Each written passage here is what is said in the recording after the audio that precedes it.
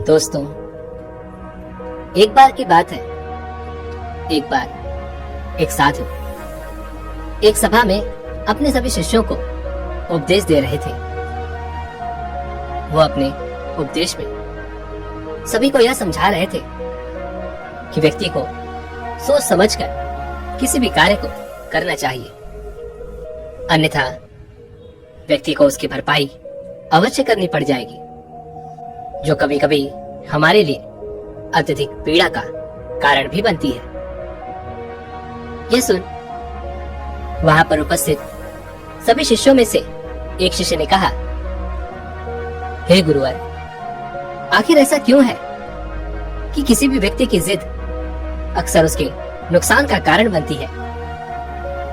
यह सुन वह गुरुवर कहते हैं, बनते ऐसा नहीं है कि हर बार ऐसा ही हो, सब आपके कदमों पर निर्भर करता है। यह सुन वह शिष्य कहता है, हे गुरुवर, मैं आपकी बात समझ नहीं पाया। इस पर वह गुरुवर मुस्कुराते हुए अपने उस शिष्य से कहते हैं, बनते, यदि जिद सही हो तो वो कभी भी हानि का कारण नहीं बनती। इस पर वह शिष्य अपने गुरुवर से कहता है, किंतु हे गुरुवर, ये कैसे संभव है? जिद तो हमेशा ही नुकसानदायी होती है और हमें किसी न किसी तकलीफ में ढकेल देती है। तभी वह गुरुवर अपने उस शिष्य को समझाते हुए कहते हैं, यदि आपके भीतर कुछ पाने की इच्छा हो, कुछ बनने की चाहत हो और उस लक्ष्य तक सही मार्ग द्वारा पहुंचने का आपकी जिद हो, तो आपके भीतर की ये जिद सही है, क्योंकि आप कुछ अच्छा करना चाहते हो और आप अपने लक्ष्य के प्रति पूरी तरह से समर्पित हो। ऐसी जिद आपके जीवन के लिए अच्छी है और यह आपको आपके लक्ष्य तक पहुंचाने में आपकी मदद भी करती है। और इसी जिद के कारण आप आत्मनिर्भर बन जाते हो और आत्मनिर्भर होना अच्छी बात है। किंतु यदि आप गलत मार्ग पर हैं और आप किसी गलत वस्तु के लिए जिद कर रहे हैं, उसे पाना चाहते हैं, तो ऐसी जिद आपके लिए हमेशा नुकसानदायी ही साबित होगी, क्योंकि आप बिना सोचे समझे उस जिद पर अड़े हुए हैं और उस चीज को पाना चाहते हैं। इस पर वह शिष्य उन गुरुवर से कहता है, हे गुरुवर, मुझे आपकी ये बात समझ नहीं आई, कृपया करके आप मुझे इसे साफ और स्पष्ट तौर पर समझाने की कृपा करें। तभी वह गुरुवर अपने उस शिष्य से कहते हैं, भंते, मैं तुम्हें एक कहानी सुनाता हूँ। इस कहानी को ध्यान से सुनना और इसे समझने का प्रयास करना। तुम्हें तुम्हारे प्रश्न का उत्तर इसी कहानी में अवश्य मिलेगा। आगे वह गुरुवर कहानी सुनाते हुए कहते हैं, बहुत समय पहले की बात है। एक छोटा सा गांव था। उस गांव में एक व्यक्ति रहता था जो बहुत गरीब था। उसका एक छोटा बेटा और उसकी पत्नी भी उसके साथ ही रहती थी। काफी समय से वह व्यक्ति जगह जगह पर काम ढूंढ रहा था, लेकिन उसे कोई भी काम नहीं दे रहा था और वह बहुत निराश रहता था।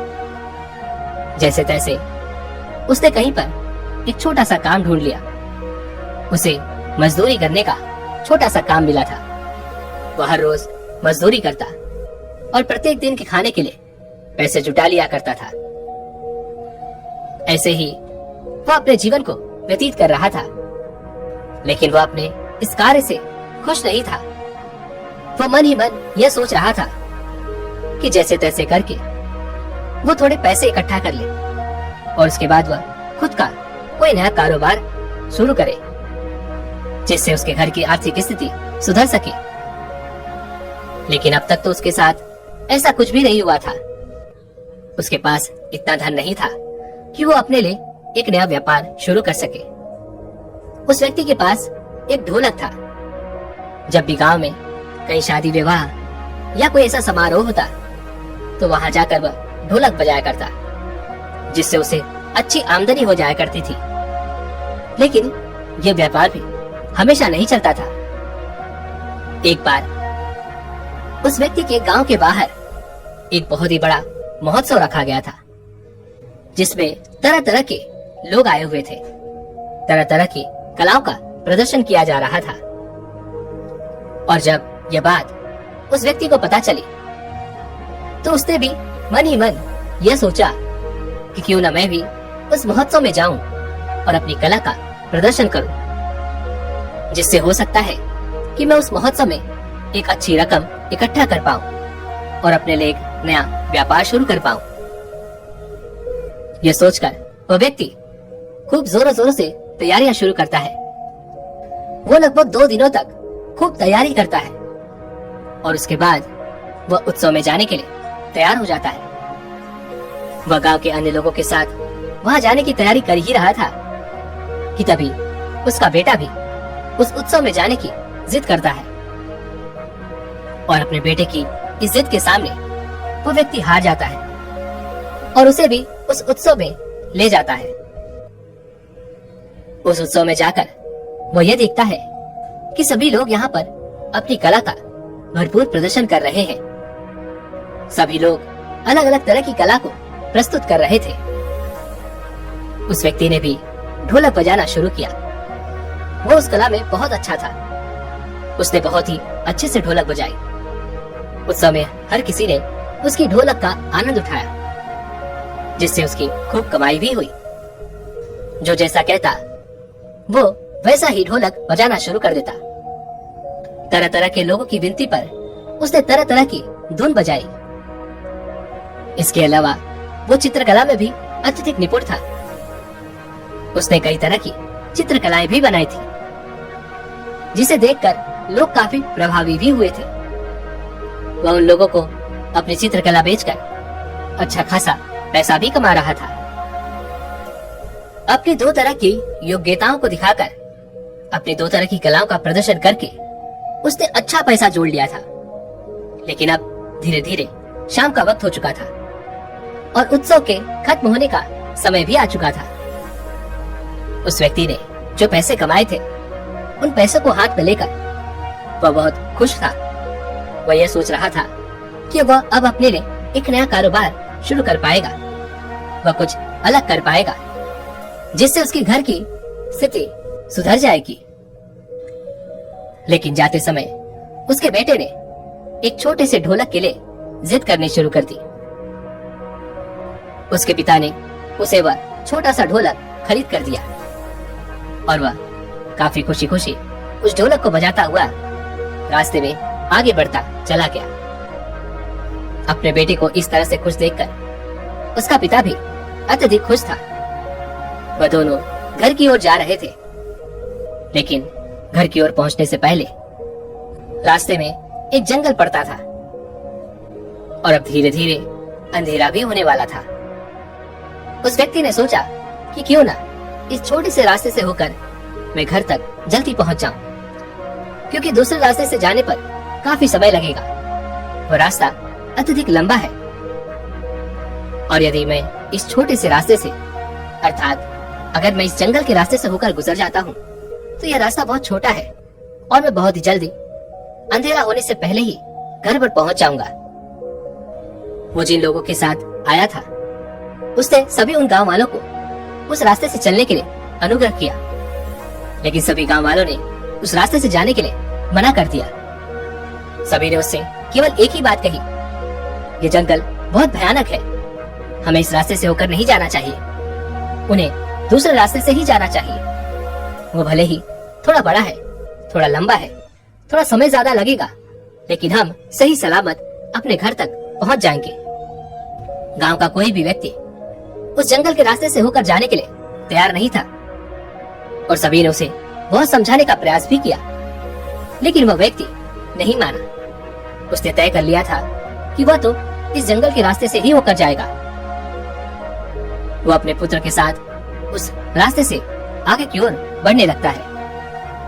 सब पीछे से उसे यही कह रहे थे कि इस रास्ते से मत जाओ, यह रास्ता बहुत खतरनाक है, यह रास्ता उचित नहीं है। लेकिन वह व्यक्ति किसी की नहीं सुनता, क्योंकि वो बहुत प्रसन्न था और वह जल्दी से जल्दी घर पहुंचना चाहता था। वो अपने बेटे को लेकर उस जंगल के रास्ते से होकर आगे बढ़ने लगता है। कुछ दूर आगे बढ़ने के बाद उसे यह प्रतीत होता है कि यह रास्ता बिल्कुल सुनसान है। यहाँ पर बिल्कुल सन्नाटा है, ना तो कोई यहाँ पर आ रहा है और ना ही कोई जा रहा है। लेकिन वो अपने बेटे को लेकर लगातार आगे की ओर बढ़ता ही जा रहा था। वह जल्दी जल्दी आगे की ओर बढ़ रहा था कि तभी अचानक उसके सामने कुछ चोर आ गए जो उसी जंगल में छुप कर बैठे हुए थे। और वो लोग मौका पाते ही लोगों का सामान छीन लिया करते थे। और वो चोर उसे अकेला पाकर उसके साथ भी वही करते हैं। वह धन जो उसने महोत्सव में कमाया था वो उससे जबरदस्ती छीन लेते हैं। यहाँ तक कि उसके पास का वो ढोलक भी वो उसे छीन कर लेकर भाग जाते हैं। वह उन्हें रोकने की बहुत कोशिश करता है। वह हाथ जोड़कर उनसे विनती करता है, आग्रह करता है कि मैंने बहुत मेहनत से इस धन को कमाया है, कृपया करके इसे ना ले जाएं। लेकिन उन चोरों ने उसकी एक ना सुनी। वे सभी वो पूरा धन और वह ढोलक लेकर वहां से भाग जाते हैं। जो कुछ उसने कमाया था वो सब कुछ एक झटके में उसके हाथों से चला जाता है। ये देखकर वो रोने लगता है, मन ही मन टूट जाता है। इस पर उसका बेटा अपने पिता से कहता है, पिताजी, वो गांव वाले सही कह रहे थे, हमें इस मार्ग से नहीं जाना चाहिए था। ये मार्ग हमारे लिए उचित नहीं है, हमें यहाँ से नहीं जाना चाहिए था। आपने जो कुछ भी मेहनत की वो सब कुछ वो लोग लूट कर ले गए। अब हम क्या करेंगे? अपने बेटे की यह बात सुनकर उस व्यक्ति को अपनी गलती का एहसास होता है और वह खुद को कोसने लगता है। वह खुद से कहता है कि आखिर उसने ऐसा क्यों किया।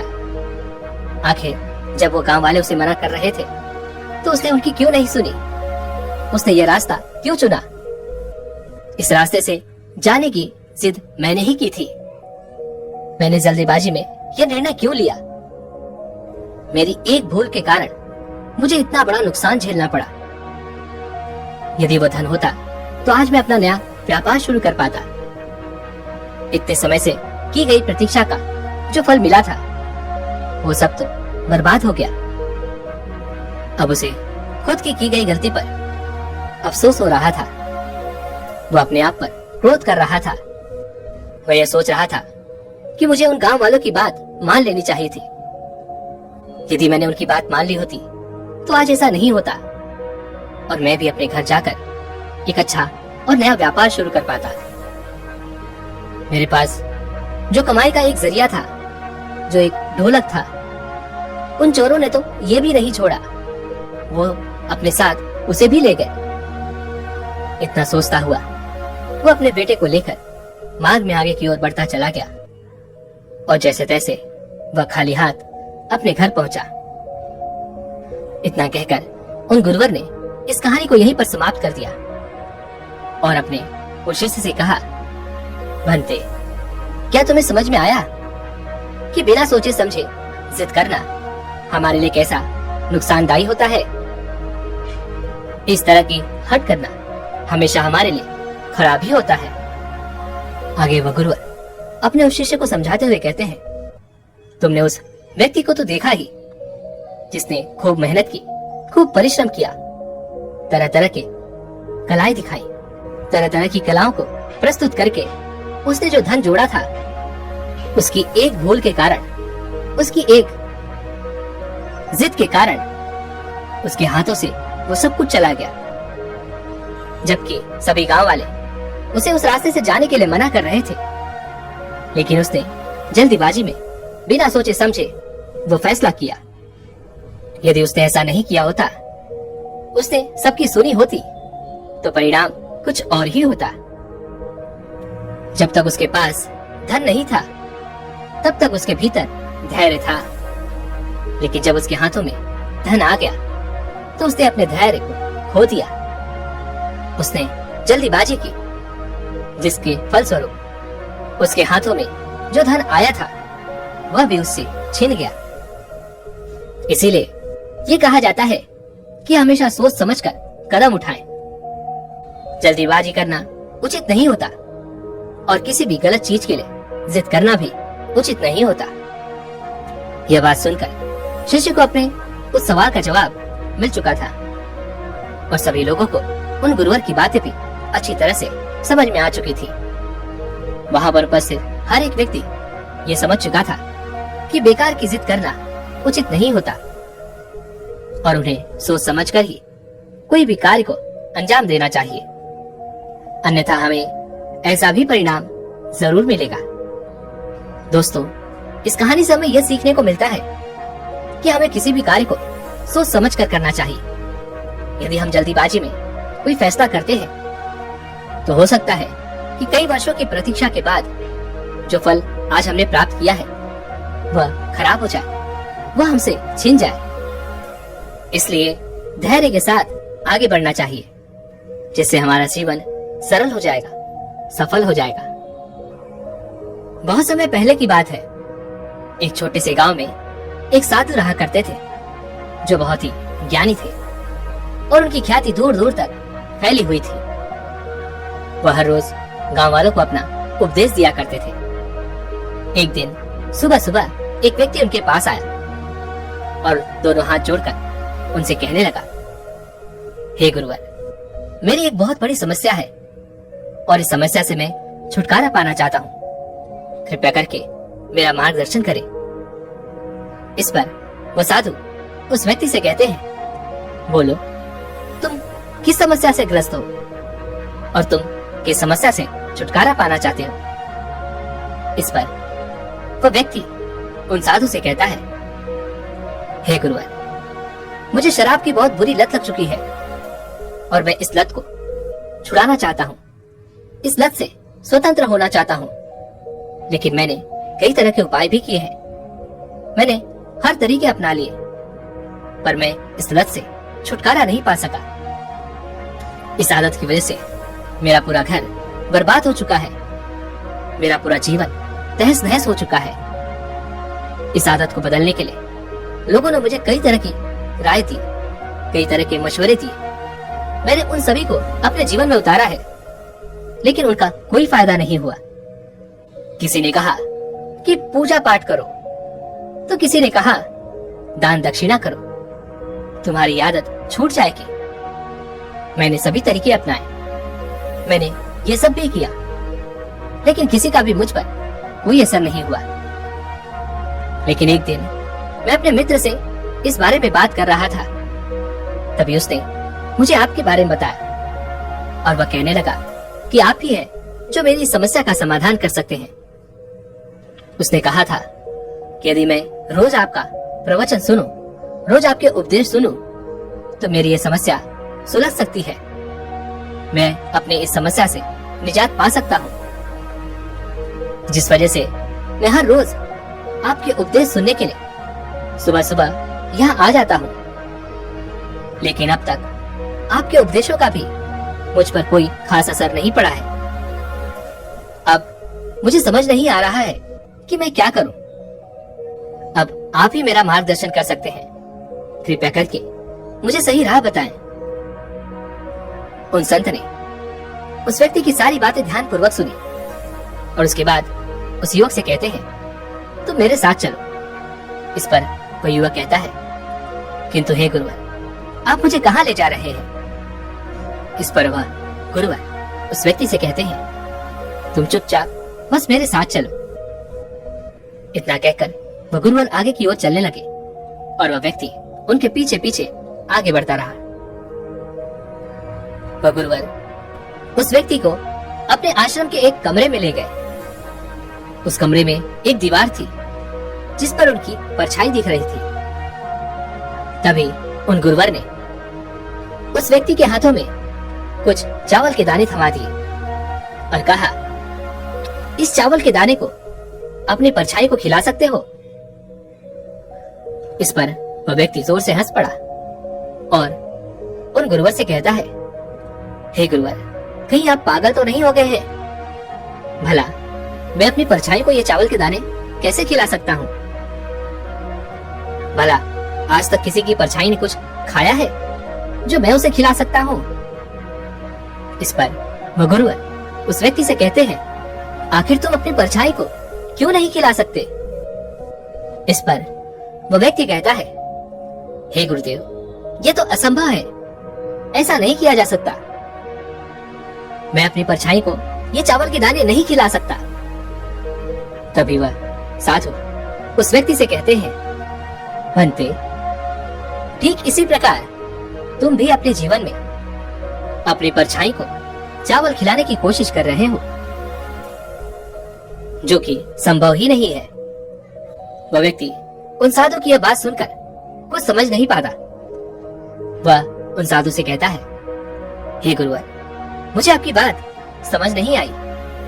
आप मुझे साफ और स्पष्ट तौर पर समझाने की कृपा करें। इस पर वो साधु कहते हैं, भंते, तुम पूजा पाठ कर रहे थे, तुमने दान दक्षिणा भी की और तुम मेरा प्रवचन सुनने भी हर रोज आया करते हो। लेकिन किसी भी बुरी आदत को इस तरह से नहीं छोड़ा जा सकता। अगर तुम्हें उस बुरी आदत को छोड़ना है, उससे मुक्ति पानी है, तो तुम्हें केवल बातों को सुनकर नहीं बल्कि उन पर चलना भी होगा, अर्थात उन बातों को अपने जीवन में उतारना भी होगा। तुम्हें अपने जीवन में खुद बदलाव लाने होंगे, अपने कर्मों को सही करना होगा, तभी तुम्हारे जीवन में बदलाव आना संभव है। यदि तुम बुरी आदतों से लिप्त हो तो तुम्हें ही खुद प्रयास करना होगा ताकि तुम उन बुरी आदतों को छोड़ सको और अच्छी आदतें अपना सको। और तुम यदि ऐसा सोचते हो कि खाली तुम किसी की बातें सुनकर या पूजा पाठ करके, दान दक्षिणा करके तुम अपने जीवन में बदलाव ला सकते हो, तो ऐसा कभी नहीं होने वाला और तुम अपने जीवन में कभी भी इन बुरी आदतों से छुटकारा भी नहीं पा सकोगे। यदि तुम सचमुच इस समस्या से छुटकारा पाना चाहते हो, अपने जीवन में बदलाव लाना चाहते हो, तो जो कुछ मैं कहता हूँ उस पर अमल करो, उसे अपने जीवन में उतारो और आज ही ये संकल्प लो कि तुम इस बुरी आदत को छोड़ दोगे और तुम्हें इस आदत पर डटे रहना होगा, इस संकल्प पर डटे रहना होगा। और यही एकमात्र उपाय है कि तुम अपनी इस आदत को छोड़ने में सफल हो सकोगे। तुम्हें खुद को ये समझाना होगा कि आज से तुम्हें शराब की बोतल को हाथ तक नहीं लगाना है, फिर चाहे तुम्हारे सामने कैसी भी परिस्थितियां क्यों न उत्पन्न हो जाए। तुम्हें अपने संकल्प पर डटे रहना होगा। इस बात को गांठ बांध लो कि तुम्हें अपने आप को सुधारना है, अपने आप को बदलना है, अपने जीवन को इस बुरी लत से छुटकारा दिलाना है। यदि इस आदत को तुमने अपने जीवन में उतार लिया और तुमने यह संकल्प ले लिया कि तुम्हें इस आदत को बदलना ही है, फिर चाहे कुछ भी क्यों ना हो जाए, तुम्हें कोई नहीं रोक सकता। तुम अपने आप को इस बुरी लत से अवश्य ही छुटकारा दिला पाओगे। इतना कहकर वह गुरुवर वहां से चले गए और वह व्यक्ति भी यह समझ चुका था कि केवल बातों से नहीं बल्कि उसे कर्म भी करने होंगे ताकि वह अपने जीवन में उन बदलाव को हासिल कर सके। दोस्तों, इस छोटी सी कहानी से हमें यह सीखने को मिलता है कि यदि आपके भीतर कोई बुराई है, आपके भीतर यदि कोई बुरी आदत है और उसे आप बदलना चाहते हैं, तो पहले आपको खुद में सुधार लाना होगा। आपको ये संकल्प लेना होगा कि आप उस बुराई को अपने भीतर से निकाल फेंकेंगे। आपको ये ठानना होगा कि आप खुद को बदल कर रहेंगे, तभी आप अपने जीवन में कोई बदलाव ला सकते हैं। यदि आप यह सोचते हैं कि केवल अच्छी बातें सुनकर, अच्छी बातें देखकर आपके जीवन में कोई बदलाव आएगा, तो ऐसा होना संभव नहीं है। आपको अच्छी आदतों को अपनाना होगा, उन पर लगातार प्रयत्न करने होंगे, लगातार अभ्यास करने होंगे, तभी वो आपके जीवन में कोई बदलाव ला सकेंगे। दोस्तों, किसी महान व्यक्ति ने कहा भी है कि केवल अच्छी बातों को सुनकर नहीं, उन पर चलकर बदलाव आते हैं। इसलिए केवल सुनने पर नहीं बल्कि उन कार्यों को अपने जीवन में उतारना भी सीखें, उन आदतों को अपने जीवन में उतारना भी सीखें। उम्मीद है कि आपने आज की इस वीडियो से जरूर कुछ न कुछ सीखा होगा। तो इस वीडियो को लाइक और अपने दोस्तों के साथ शेयर करना ना भूलें। और हमें ऐसे ही सपोर्ट करने के लिए चैनल को सब्सक्राइब और घंटी बटन को भी जरूर दबा दीजिएगा। तो चलिए मिलते हैं इसी को और वीडियो में, तब तक के लिए अपना ख्याल रखें। धन्यवाद।